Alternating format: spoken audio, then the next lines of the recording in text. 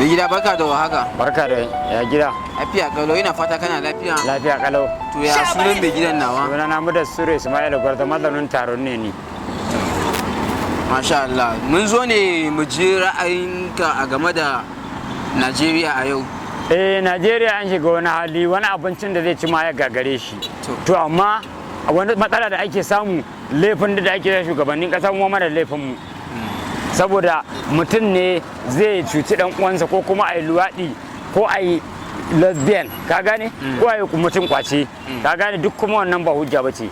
Mai girma gwamna yana yin kokari sosai, ga gada nan ma yana mana a nan Farawa, yawwa. To mu ba abin da za mu ce da shi, mu ce Allah ubangiji ta yi riko, Allah su kuma yi ubangiji ya sa ya gama da duniya lafiya.